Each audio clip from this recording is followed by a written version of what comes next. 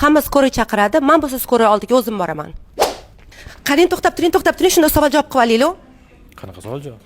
Shunda bir ikkita savollar bor, tez bo'ladi. Yo'q. Sheffield aytdilar. Birinchi savolim, yordam ko'rsatishingizga to'g'ri kelgan eng g'alati joy. Biz bemor oldiga borganmiz, osmotr qilganmiz. Bemor ayoli o'sha temperatura qilib yotgan edi. Biz unga ukol kapinchalar qo'yishimiz kerak edi. Bemorni eri rashk qilib bu narsalarni qildirmadi. Bemorga nima bo'lgan keyin? Bilmayman, chiqarib yuborishgan biz uni. Chaqiriqqa kelganingizda uyi tozaligiga e'tibor berasizmi? Albatta, har bir xodim e'tibor beradi bu narsaga. Agar uy kir bo'lsa, qaytib chiqib ketasizlarmi? Yo'q, o'zimiz tozalaymiz. Ura! Xullas, uyingizga kir bo'lsa, endi siz chaqirsanglar bo'lar ekan, o'zligingiz tozalab olishar ekan ham.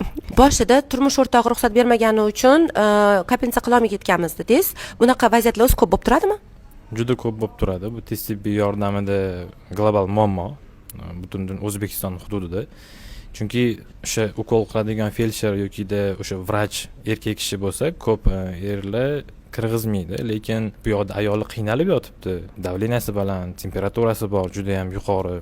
Sudurga berishi mumkin. Xodim, meditsina xodimi kasalga kirgandan keyin u kasallik chiroyiga boshqa narsasiga qaramaydi. U lijba shu uni tezroq tuzatib chiqib ketish, maqsad shu. Hamma xodimlarda shunaqa narsa bo'ladi. Tabib Habib MDS har doim siz bilan.